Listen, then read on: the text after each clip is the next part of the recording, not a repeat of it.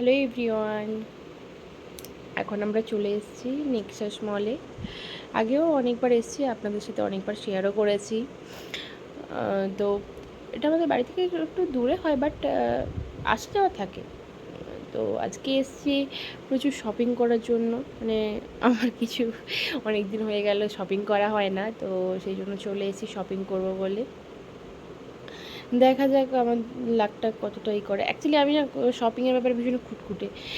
মানে খুঁতখুঁতে এই জন্য আমার যতক্ষণ না ফুললি স্যাটিসফাই হয়ে আমি ততক্ষণ নেই না যে কোনো কিছু। তো পুরোটাই ঘুরে নিয়েছি শপিং মলটাতে, বাট কোথাও আমার কিছুই পছন্দ হয়নি।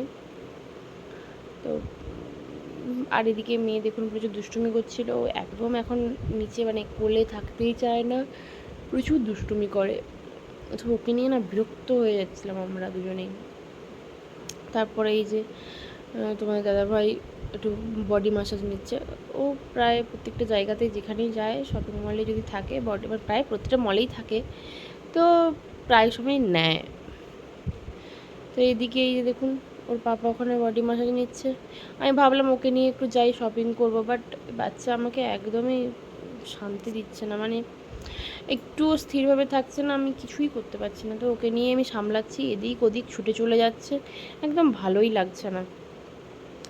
তারপর মন খারাপ করে বেরিয়ে পড়েছি, একটা কিছু শপিং করতে পারিনি, জাস্ট এতটা রাস্তা বেকার আসা হলো, কোনো কিছু লাভ হলো না।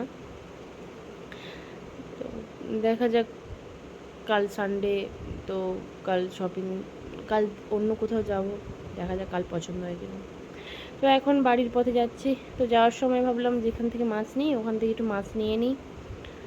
আমরা এখান থেকেই মাছ কেনা হয়, খুবই ভালো এনারদের মানে মাছের ইটা। তো এখান থেকে মাছ নিয়ে তারপর বাড়ি চলে এসেছি। বাড়ি এসে টুকটাক কিছু গ্রসারি অর্ডার দেওয়ার ছিল, তো ব্লিঙ্কিটে ওটা নিয়ে নিচ্ছি। নেওয়ার পরে ওই যে ডেলিভারি দিয়ে গেছে, আর মেয়ে দেখুন, মেয়ে আর ওর পাপা মিলে দুজনে কেমন করছে। ও দুজন থাকলে মানে কখনো কেউ বোর ফিল করবে না। আর সবথেকে বড় ব্যাপার হচ্ছে ওর পাপা এবং মেয়ে দুজন যখন থাকবে না, দুজনের পেছনে বকবক করতে করতে মাথা খারাপ হয়ে যায়, কারণ দুজনেই সমান মাপের জ্বালায় আমাকে।